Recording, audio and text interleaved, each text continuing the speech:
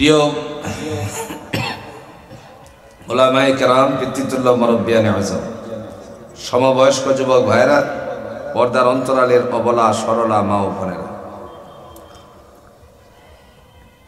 আল্লাহ সুবহানাহু ওয়া তাআলা দরবারে অগণিত শুকর যে আল্লাহ তাআলা আমাদেরকে আজকের এই ঐতিহাসিক তাফসীরুল কোরআন মাহফিলে এসে জড়ো হওয়ার তৌফিক দান করেছেন। এজন্য আমরা সকলেই শুকরিয়া আদায় করে নিচ্ছি, আলহামদুলিল্লাহ। আমি আপনাদের মাঝে মহাগ্রন্থ আল কোরআনুল হাকিম থেকে ছোট্ট একটা আয়াতে কারিমা তেলাওয়াত করেছি। এই আয়াত হলো একটা, বিষয় হলো 5টা। বিষয় কয়টা? খুব ভালো করে বোঝার চেষ্টা করবেন। যেহেতু আপনাদের মসজিদ এবং জান্নাতুল বাকি কবরস্থান, এই কথাগুলো মাথায় রেখে আলোচনাগুলো সাজানোর চেষ্টা করব ইনশাআল্লাহ। আয়াত কয়টা? বিষয় কয়টা? এবার আসুন আমরা একটা একটা করে সামনের দিকে যাই। আল্লাহ যেন তাওফিক দান করেন। ইন্নামা ইয়া'মুরু মাসাজিদাল্লাহ।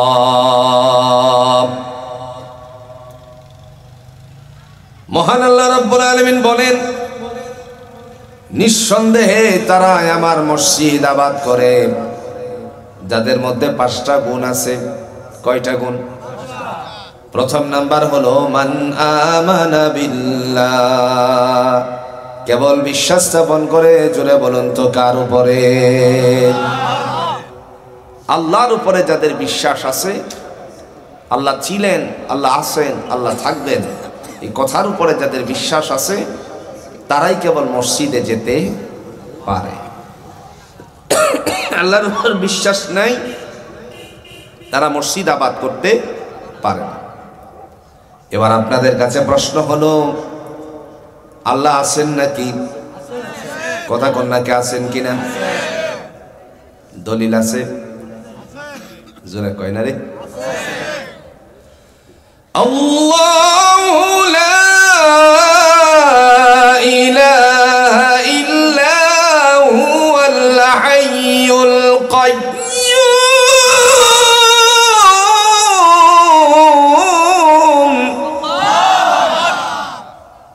আল্লাহ বলেন, আমি হলাম এমন সত্তা যার সাথে কোনো অংশীদারিত্ব নাই। আল হাইয়ুল কাইয়্যুম, তিনি চিরঞ্জীব, চিরস্থায়ী, ছিলেন, আছেন এবং থাকবেন। জোরে বলেন ঠিক কিনা? আল্লাহ কোথায় আছেন? কথা কোন? আরশে আজিম হলো আল্লাহর একটা অফিস। আল্লাহর কি অফিস? তিনি বলেন, খালাকাস সামাওয়াতি ওয়াল আরদি ইত্তিবাকা, আমি আকাশ আর জমিনটার স্তরবিন্যাস করেছি। পৃথিবীতে মানুষের যেরকম অফিস আছে, আল্লাহর অফিস আছে। সেই অফিসটার নাম হলো আলাল আরশ। তিনি আরশের উপর অধিষ্ঠিত।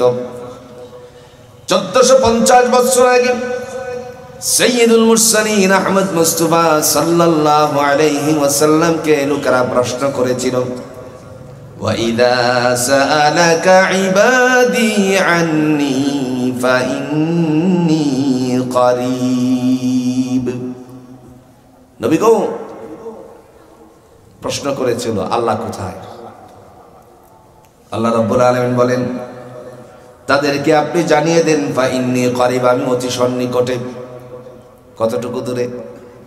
কথা কোন? অতি সন্নিকটে বলছেন। কতটুকু সন্নিকটে? মনে হয় দাসুরিয়াতে নাকি? না পাবনাই? কোরআনুল হাকিমের মাধ্যমে এই কথার ব্যাখ্যা আল্লাহ পাক অন্যত্র আয়াতের দ্বারাই তিনি মানুষকে বোঝানোর চেষ্টা করেছেন। জাপানের 40 জন ডাক্তার মিলে এক কথায় উত্তীর্ণ হয়ে গেল, মানুষের ঘাড়ের মধ্যে একটা রোগ আছে যাকে বলা হয় শাহেরা। ওয়া নাহনু আকরাবু ইলাইহি মিন হাবলিল ওয়ারিদ। আল্লাহ বলেন, মানুষের ঘাড়ে একটা রোগ আছে, সেই রোগটার নাম হলো শাহেরা। বুদ্ধি সরবরাহের জন্য যথেষ্ট পরিমাণ কার্যকরী। আল্লাহ পাক বলেন, ওই রোগের চেয়েও আমি আল্লাহ অতি সন্নিকটে। সুবহানাল্লাহ। তাহলে বুঝলাম আল্লাহ ছিল, আছে এবং থাকবে। আল্লাহ কতটুকু দূরে তাও আমরা বুঝলাম, ঠিক কিনা বলেন? এখন প্রশ্ন হলো, আল্লাহ তো কাছে বুঝলাম, কিন্তু দেখে বিশ্বাস না দেখে বিশ্বাস? কথা কন না কেন?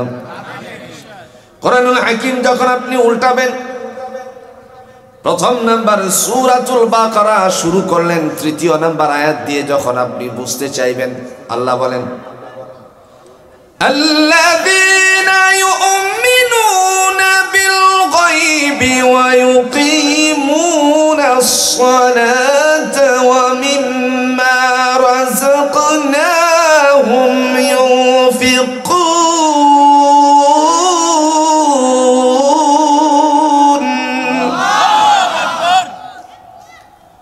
তিনি বলেন আল্লাযীনা ইউমিনুনা বিল গায়ব, যারা অদৃশ্যের উপর বিশ্বাস স্থাপন করে, আল্লাহ ছিলেন, আছেন এবং থাকবেন এই কথার উপরে যারা বিশ্বাস স্থাপন করে, তারাই হলো ঈমানদার। অতি সহজে বোঝার জন্য আমরা বলছি, আমরা ছোট্ট সময় একটা কায়দা পড়েছিলাম, যেই কায়দাটার নাম ছিল কায়দাতুল বাগদাদি। ছিল নি? 5 কালিমা যার ভিতরে ছিল, শেষের কথাটা ছিল ওয়াল বা'সি বা'দাল মাউত। যারা বলেন ঠিক কিনা? ওয়াল বা'সি বা'দাল মাউত, মৃত্যু থেকে পুনরুজ্জীবিত করা হবে। আর যারা জান্নাতুল বাকি কবরস্থানে আছে, আগামী দিন আমরা যে কবরস্থানে যাব না তার কোনো নিশ্চয়তা আছে নাকি? কথা কন না কেন? এই জন্য ভাইরা আমার, রব্বে কারীম তিনি ডাক দিয়ে বলেন, বান্দারে তোমাদের সাথে আমি একটা ব্যবসা শুরু করেছি, সেই ব্যবসার মধ্যে 2টা পণ্য, একটা হলো ভালো আর একটা হলো মন্দ। যারা মন্দটাকে বাদ দিয়ে ভালোটা গ্রহণ করে তারাই হলো সফল, আর যারা ভালোটাকে বাদ দিয়ে মন্দটারে গ্রহণ করে তারাই হলো দুর্দশা। যেমন বাজারে গেলে পরে আপনারা নিঃসন্দেহে ভালো কিছু কেনার জন্য বাছাবাছি করেন কি করেন না? কথা কন না কেন? শশা কিনতে গেলেন, এক টুকরি শশা নিয়ে ব্যবসায়ী ভাই তিনি যখন কাঁচা বাজারে বসলো, এমন সময় আপনি আস্তে আস্তে করে শশাগুলো ভালোটারে যখন যাচাই করলেন, বাছাবাছি করলেন, শশা যিনি বিক্রেতা তিনি আপনাকে কোনো কিছুই বললেন না, তার কারণ তার জানা আছে শেষে যেই মানুষ আসবে সেও আস্তে আস্তে করে বাঁচিয়ে, ওই কথা বোঝেন নাই? শেষের মানুষও কি করবে? বাঁচবে। দুনিয়ার জমিনে এত বাছাবাছি, এই জন্য আল্লাহ বলেন, বান্দারে শোনো, আমিও তোমাদের মধ্যে 2টা প্রোডাক্ট নিয়ে আসলাম। যারা মন্দটারে বাদ দিয়ে ভালোটারে কিনবে তারাই হলো সুপথ প্রাপ্ত, আর যারা ভালোটারে বাদ দিয়ে মন্দটা কিনে তারা কোনোদিন হেদায়েত প্রাপ্ত হতে পারে না। ঘোষণাটা কার? সূরাতুল বাকারা 3 নম্বর পৃষ্ঠার মধ্যে আল্লাহ রাব্বুল আলামিন ডাক দিয়া বলেন, উলাইকাল্লাযীনা ইশতারাবুদ-দালালাতা বিল-হুদা ফামা রাবিহাত তিজারাতুহুম ওয়া মা কানু মুহতাদিন। সেই সমস্ত মানুষ যারা হেদায়েতকে বাদ দিয়ে গুমরাহি খরিদ করেছে। পণ্য কয়টা? জোরে কোন কয়টা? 2টা। হেদায়েতকে বাদ দিয়ে যারা গুমরাহি খরিদ করেছে, ওই মানুষগুলো কোশ্চিন কালেও তাদের ব্যবসার মধ্যে সফলতা অর্জন করতে পারে নাই। আর যারা ব্যবসার মধ্যে সফলতা অর্জন করতে চায় তারা গুমরাহিকে বাদ দিয়ে অবশ্যই হেদায়েতকে খরিদ করেন। কোরআনুল হাকিমে তাদের ব্যাপারে আল্লাহ পাক সূরাতুল বাকারার 2 নম্বর পৃষ্ঠার 1 নম্বর আয়াতে ঘোষণা দিয়ে বলেন, উলাইকা আলা হুদাম মির রাব্বিহিম ওয়া উলাইকা হুমুল মুফলিহুন।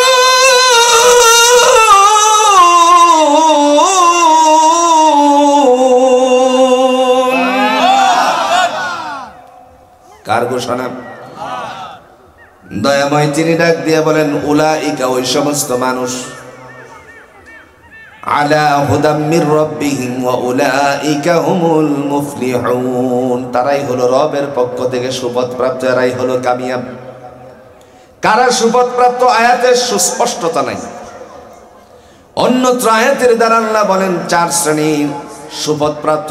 1 নাম্বার হলো ওয়ান নাবিয়িন, যারা হলো নবীরা। 2 নাম্বার ওয়াস সিদ্দিকিন, যারা হলো সত্যবাদীদের দল, নবীদের আসহাব যারা ছিল তারা হলো সুপথপ্রাপ্ত। 3 নাম্বার ওয়াস শুহাদা, যারা আল্লাহর রাস্তায় জীবন উৎসর্গ করে দিয়েছে, দেশ বাঁচানোর জন্য যারা উৎসর্গ করে জীবনকে, আবু সাঈদের মতন হাতটাকে উঠিয়ে দিয়েছে। কথা কন না কেন? বাল আহইয়াউ ওয়ালাকিন লা তাশউরুন, তাদেরকে তোমরা মৃত বলো না, বরঞ্চ তারা জীবিত। সে সম্পর্কে বুধগম্য রাখনা ঘোষণা কার? আরো যারা বলেন ঘোষণা কার? প্রিয় ভাইরা আমার, মহিমাময় রব্বুল আলামিনের পক্ষ থেকে মানুষের জন্য ফয়সালা হয়ে গেল। 4 নাম্বার হলো ওয়াস-সালিহিন, যারা হলো নেককার। দুনিয়াতে 4 শ্রেণীর মানুষ হলো সুপথপ্রাপ্ত। এজন্য আল্লাহ পাক রব্বুল আলামিন ডেকে বলেন, ইন্নামা ইয়া'মুরু মাসাজিদাল্লাহি মান আমানা বিল্লাহি ওয়াল ইয়াউমিল আখির।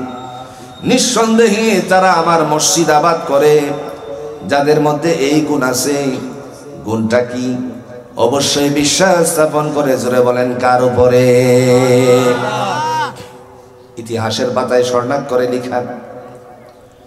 আপনাদের পাবনায় যত বড় বড় কামিল মাদ্রাসায় যাবেন, দারুল হাদিস পর্যন্ত মাদ্রাসায় যাবেন, বুখারী শরীফ সহ হাদিসের 6খানা বিশুদ্ধ কিতাব পড়ানো হয়। বুখারী, মুসলিম, আবু দাউদ, তিরমিজি, নাসাই, ইবনে মাজাহ। এরপরে আরো ছোট্ট কিতাব আছে, মুয়াত্তা মালিক, মুয়াত্তা আহমদ। আপনি যদি মেশকাতুল মাসাবিহ খুলেন, বুখারীর আগের যে ক্লাসটা আছে মেশকাত, আবার দাখিলে আলিমে মেশকাতের খণ্ডগুলো পড়ানো হয় কি হয় না?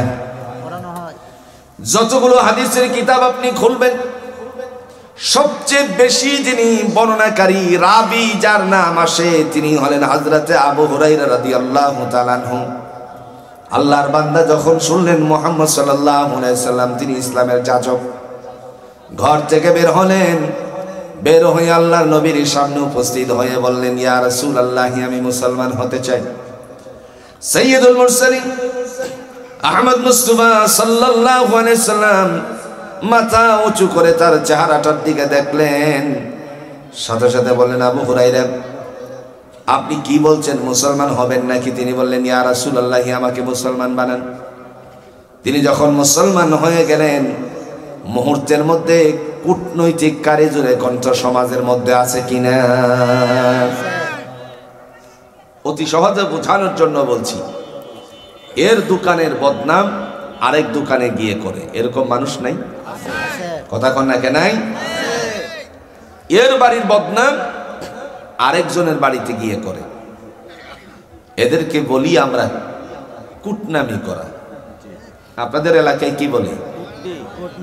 কূটনীত। বুঝলেই হলো আর কি। আন্তর্জাতিক ভাবেও তাদের একটা পদ আছে যাকে বলা হয় কূটনৈতিক। ওদের বলা কি হয়? কূটনৈতিক। এরা এক দেশের কথা আরেক দেশের লাগান বাড়ান করে। কি করে? হয়তো ভালো, নয়তো মন্দ। এই ধরেন না, আমার দেশের কথা নিয়ে লাগান বাড়ান শুরু করেছে ভারতে। নাম হলো রিপাবলিক বাংলা। বুঝছেন নি?